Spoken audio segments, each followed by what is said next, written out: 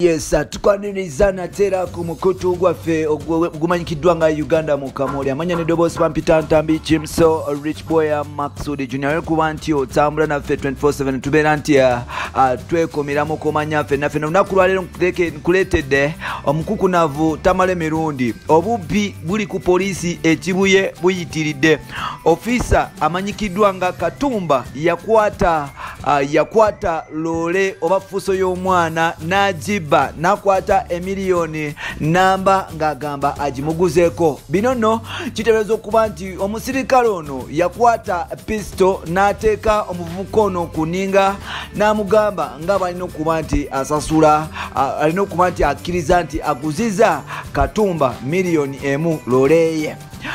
Yes, obubbi buli mu ggwanga naye ng'ate ekitongole kya poliisi kitegeeza okuba mbu kyekikulembeddemu obubbi mu Uganda era nga kyanaku nnyo okutegeeza nti waliwo omusajja mukulu oba omuvubuka bambi alina emyaka gye 25 yasonda obusente bwe n'agula loole ye then n'afunamu obuzibu omusajja w'ekibuye like osi w'ekibuye around there n'akwatibwa omusirikale amanyikiddwa nga Katumba bwatyo yamukwata era nga mu kumukwata yagamba nga balina emisango egy'enjawulo n'okuba nti amupaatikako emisango asobole okuba nti amulemesa okuba nti afuna obulamu.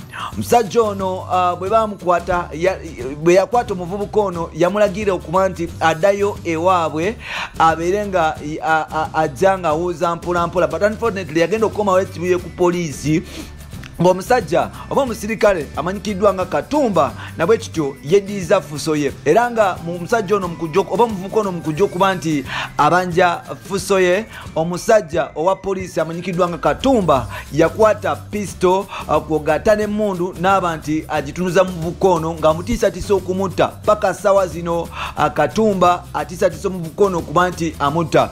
Muvubuka ono yekubiriddeko enduulu mu bifo eby'enjawulo ku mapoliisi ag'enjawulo ne mu bakulu ab'enjawulo naye nga Katumba kitegeeza okuba nti mbu takwatibwa ku mukono era agenda mu maaso ng'amutiisatiisa nga bw'agenda okumutta. Kyanaku nnyo okuba nti omuvubuka ono eyakwata ssente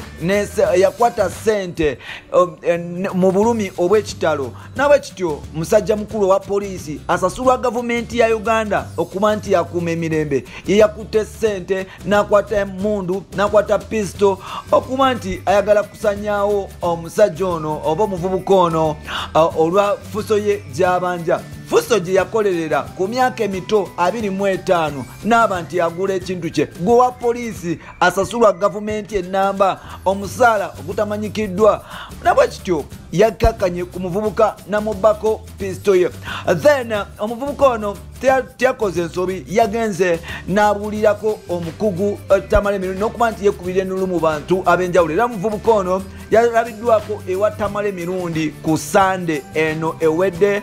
Musajja ono yakaabye amaziga mangi nnyo ng'agamba Tamale Mirundi nga omusajja amanyikiddwa nga Katumba omusirikale ono akola ku poliisi y'ekibuye bw'ayagala okuba nti amutta olwa fuso yo era nga buli kaseera amusindikira message ez'okuba nti amutta.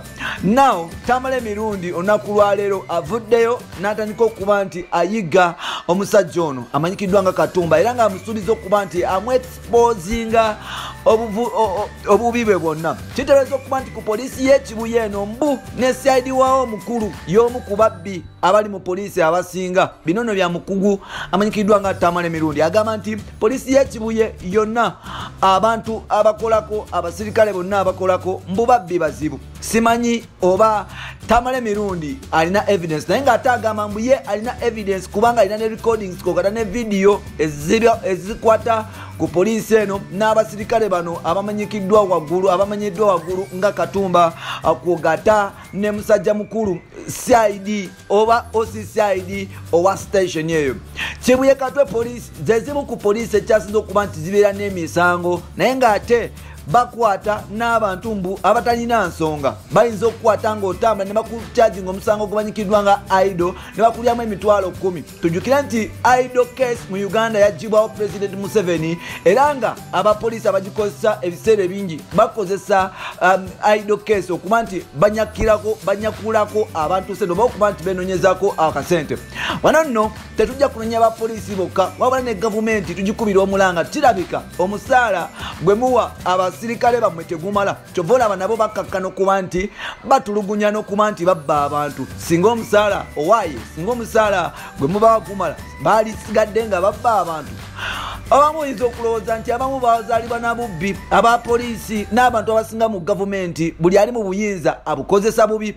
Abamu bakozesa obuyinza okuba nti batta abantu, abamu bakozesa obuyinza okuba nti balumya abalala, abamu bakozesa obuyinza okuba nti banyakula bakazi b'abantu ne basajja b'abantu, ate abamu bakozesa obuyinza okuba nti babbirako abantu ssente.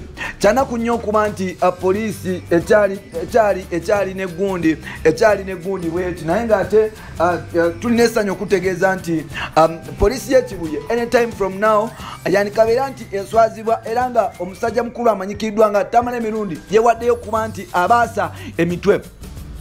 Police nyingi police stations nyingi eziri mu Uganda muno webabbira abantu era nga next episode tugenda kunywakirawo police stations ezisinga obungi ne cases ezirina nenge gyezisaamu abantu bange gyezikwatamu emisango kubanga like owa police omulamba bw'okwata mbrole y'omuntu n'ogiba ate n'ovaayo n'omutiisatiisa okumukuba amasasi nze nsuubira oba okoze bubi. Kyova olaba nti kyanaku nnyo okuba nti Uganda tukyali n'abakuumaddembe bwe batyo. No, Congo abapoliisi bamugamba nti kozesa emmundu ofune kyolina because tebabawa musaala. Kitegeeza nti ne gavumenti ya wano eyinza okuba nga tewa basirikale baffe misaala gimala. Kyova olaba bamamaliza balidde enguzi n'okubba abantu.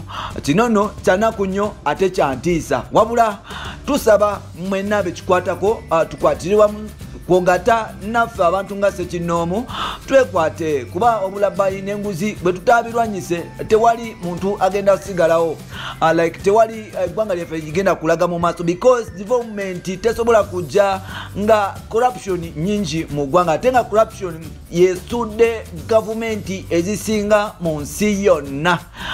Corruption oba obuli bw'enguzi busudde gavumenti ezisinga zonna zezasuula ne gavumenti y'omusajja amanyikiddwa nguli Robert Mugabe eyazimba eggwanga lye naye obulabbayi n'okuba nti obutakuta obwali mu gavumenti ye bamaliriza nga buli kimu kye yakolerera bakisudde mu ttaka era nga nguli Robert Mugabe yagenza okufa e Zimbabwe nga bamwevuma. So bino n'ebirala byoba olinda mu episodes zaffe endala. Katumba tamala emirundi agambye dizaayo omwana ffuso ye.